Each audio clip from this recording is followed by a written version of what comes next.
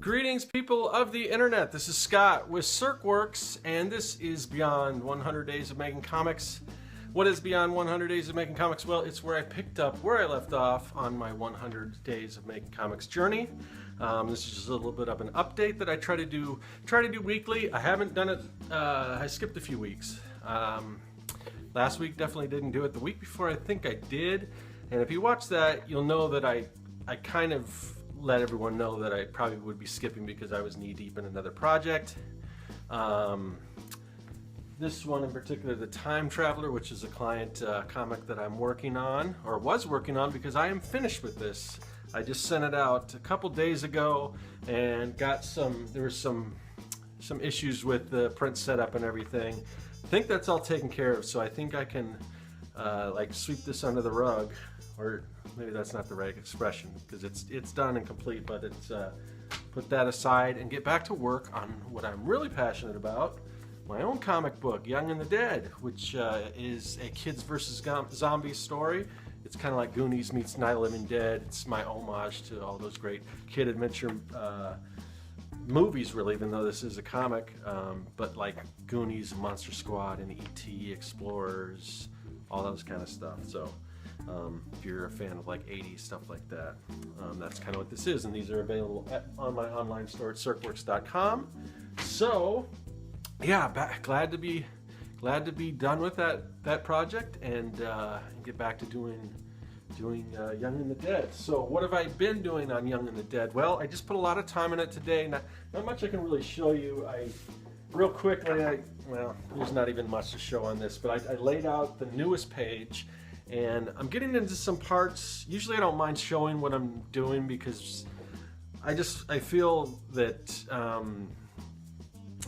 I feel that the amount of people watching this in the grand scheme of things probably isn't going to damage the thing, but you know, sometimes there are spoilers, and if people have read the story, maybe they don't even want to see certain things. I'm not entering into major spoiler territory, but it's kind of a thing that I might want to keep under wraps, just because I don't know, some of it I might not want to share. So we'll have to figure out going forward what I should do about that, because I do like showing my process and everything. So we'll see. Maybe give you a little sneak peek. But so far, I've just laid out panels and everything. Like I said, I just wrapped up that other book. I kind of had to put Young and the Dead aside just to focus on that, but now that's done. So what I have been doing, I put a bunch of time in because in addition to Young and the Dead, the other thing that I've trying to put a lot of time into is Phoenix Comic Con that's coming up in just a tiny bit over a month, about a month. And I got a lot still to do for that. And I'm going to be sharing a lot of things I'm working on as we go, in addition to the comics. But one of my goals was to have issue 3 of Young and the Dead done by the convention. That's just not going to happen. I've just been knee deep in all kinds of client work, from that comic to video game stuff and all kinds of stuff. But anyway, so I felt bad because I've been telling people that I was going to have, you know, issue 3 done and everything, and I don't like giving people false promises or saying I'm going to do something when I'm not. So I'm going to try to make it up to people. What I'm going to do is I think I'm going to do like a preview of the first, I think, 8 pages of Young and the Dead number 3. Just as kind of a mini comic. I usually do, I don't have any here. These are pages, these are some pages from the mini comics, which I usually print out on my home printer, and it gets kind of pricey, the ink and everything, because it's got the grayscale tones and everything like that. But I think for the preview, I'm just going to do like a standard down and dirty, just line art, photocopied mini comic. And I'll probably, what I was thinking about doing was just, because again, I want to make it up to people who, and this would probably only be by request, people that actually come and ask, oh, you said you're going to have issue 3 or whatever, where is it? And then I'll say, well, I don't have issue 3, but I have this, and it'll be a mini comic, first 8 pages, just to give people a little bit of an idea. So if they're, because you know, usually these comics they leave with cliffhangers and everything, and people have to wait so long because when I'm the only one doing them and when I'm doing everything else, it takes me a while to get issues out. So just to, you know, let people know what's going on since the last issue, and then lead up to kind of where 8 kind of ends at kind of a cool point. So page 8, I'm going to stop. And what I'll probably do is I'll probably just sell that for like $1, but with that I'll probably include like a gift certificate or something like a $1 off of issue 3 when it comes out. So it's no money out of anyone's pocket or whatever. I thought that might be a cool way to do it. So so that's kind of what the plan is. Shouldn't be too hard. So I've been scanning all the pages in. I've got all the pages. I've got to do the lettering now, which I wasn't planning on doing yet, but it'll be good because that'll be 8 pages that'll be lettered and everything ready to go when I do actually go and add all the tones and everything. So that should be cool. So that's one thing that I'm planning on doing for Phoenix Comic Con. And I got all those pages scanned in, and next is just doing some lettering. So that's what I've been doing so far on the book. Other things, let's see, other things going on with Phoenix Comic Con. What else? Okay, so yeah, in addition to doing the comic, like I said, I think I shared this stuff with you last time. I'm trying to get as much stuff done. I've been ordering stuff like crazy, just to get things ready for like setting up the booth and everything. It's going to be similar to what I did before at Phoenix Comic Con, but I'm going to change a few things that weren't working for me and everything, and I'll probably do another video on that. But one of the products that I'll have are my, I still haven't cut any of these out, but the Mix and Match Monster cards, the Greek Gods and Monsters. So that'll be something that's new, and then I want to do a bunch of new prints. This is one I just finished. Warning, failure to follow proper safety procedures may result in superpowers. So it's just kind of my homage to classic, you know, kind of like Spider-Man, but these are all sort of derivative heroes. I want everything to be, everything that I'm doing with Circworks and I'm selling there to be my own stuff. So these are kind of homages. So it's not actually Spider-Man. As you can see, the guy, he's got a little scorpion biting him instead of a spider. And then, you know, some sort of Fantastic Four-esque person here, some sort of Flash type person, some sort of Hulk type person, but not exactly, just to kind of get the point across. So that's one, that's my latest print, and this is available at Circworks.com. And then I've got another one that's kind of, it was actually up here, just went off. I'm sure you guys can't see that, but can you see that? It's hard to tell, but this is a start of a new print that I'm working on that's sort of a time travel, like a time, you know, I'm going to do it one of two ways. I'm either going to do it like a travel brochure, but for time travel, or maybe a company that actually builds time machines, like a car ad type of thing. So that's the next one I'm working on. I got a bunch of ideas. We'll just see how many of these I can get done while working on the comic and everything else. The other thing that I'm doing is I've been doing, this is harder than I thought. This takes a while, but designing patterns, because I want to do some like geeky bow ties that are sort of science fiction or, you know, sci-fi based or whatever. So this, I just got this is a pattern I did. I just got these samples back from Spoonflower, which is a really cool place where, and I'll have to, if I can remember, I'll put the link into the comment section, but can you see that? It's kind of like a double helix design.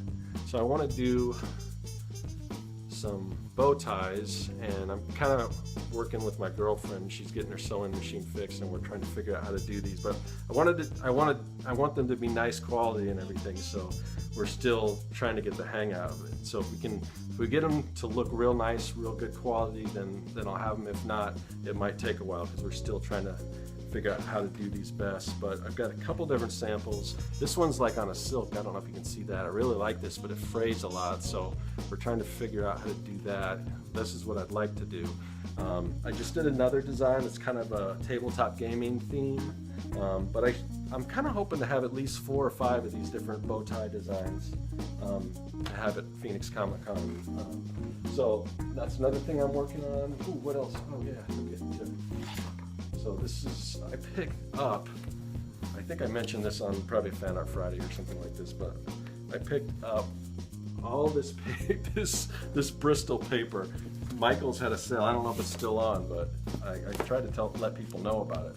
But all 3 of these pads of Bristol. This is Strathmore. It was buy one get 2 free, which is awesome.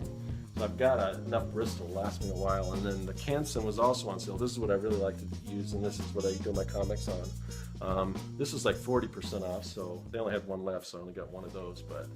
But all that stuff should last me, so I'm super excited about that. What else? Oh, yeah, I forgot to mention when I was working.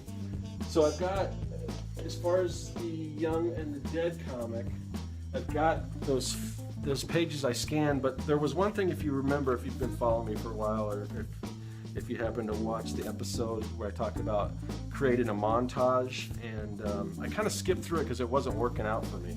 But I did all these. There's a scene where the kids are putting together all this stuff in the garage to go out and fight zombies and stuff. So I did all these separately, which is different than I'm used to working. And I scanned all these in, and I'm trying to organize everything. And it just wasn't working for me. But then I saw, this was actually, Kevin Cross recommended this, the new Howard the Duck to me. This is issue 1. I think issue 2 is available. I just bought it. I haven't read the whole thing yet. But there's a really cool scene right here where they actually do pretty much what I was trying to do. It's kind of weird. It's kind of cool and kind of sucks when you're trying to do something, somebody kind of beats you to the punch. But they did a real good job on actually showing a montage in a comic. So I might borrow a few ideas from that and give it another go, but I wanted to show you guys that. And let's see, so the ties, what else? So, what else? Oh, displays. So, another thing I'm going to be doing, hopefully I'm going to be sharing a lot of cool stuff with you. Another thing, like I said, I've been ordering all kinds of things. I ordered another set of Ravelli stands, which they're kind of like those, they're for photography, setting up lights and things like that. I ordered one for a backdrop for the smaller booth that I did for Phoenix Fan Fest, and because my Phoenix Comic Con display was all PVC, and the way it fit together and everything, and PVC is really cool. You could do a lot of stuff with it, really versatile. But once I tried one of these stands, these kind of photography rig stands. I don't know. I've showed it on another video, and I'll show some later when I start building the booth. But it works really good, and it's a lot sturdier and everything, because with the PVC, it was really difficult to put that thing together last year. So I'm going to try something new. So I ordered a second one of those. So I've got 2 sets of those, which should work pretty well. The only thing that sucks is it's kind of got a tripod at the bottom, so you lose some of your footprint because it's not just straight down like you can do with PVC. So I ordered that, ordered a bunch of stuff like for doing these bow ties and things like that. One cool thing that I did get, because I want to do some other cool stuff with like my displays and everything. So I ordered an Anvil road case, which are kind of like what the roadies carry around for musical instruments and things. But if you've ever seen Back to the Future, I'm sure a lot of you have, that plutonium case that Doc Brown has, I ordered one that was pretty much the exact same dimensions and style as that. So I am going to, when I get that, I'm going to clean it up as best I can, because it's an older one. I got it off eBay. And then I'm going to paint it like that yellow and everything, and put the stickers on it, plutonium. But it's going to be a case to display something of mine. So on my table, because if you've seen my booth, you know that it's very mad scientist, very sci-fi, that kind of. So that should fit right in well.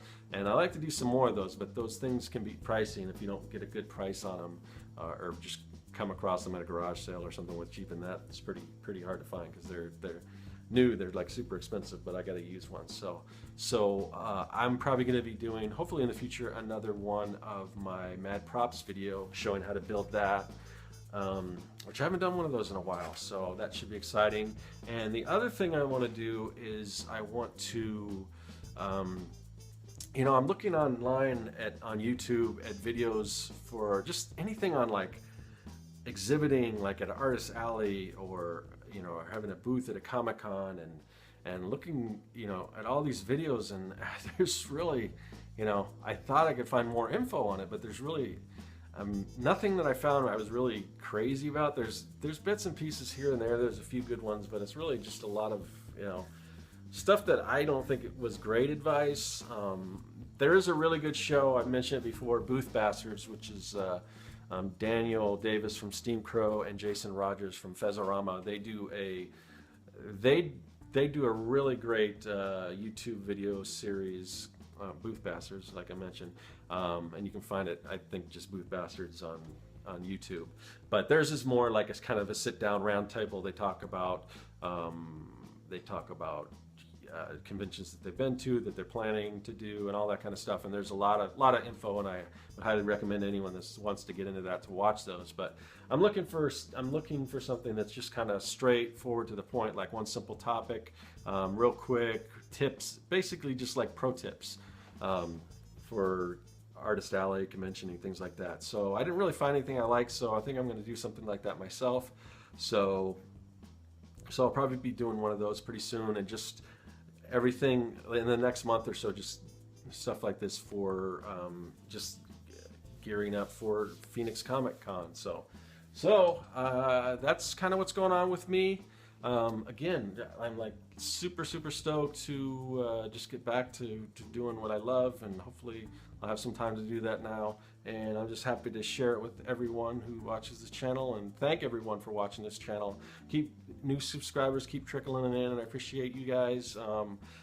So yeah, I'm looking forward to adding a lot more content, and hopefully, you know, getting closer and closer to that other video series that I've been teasing for a long time.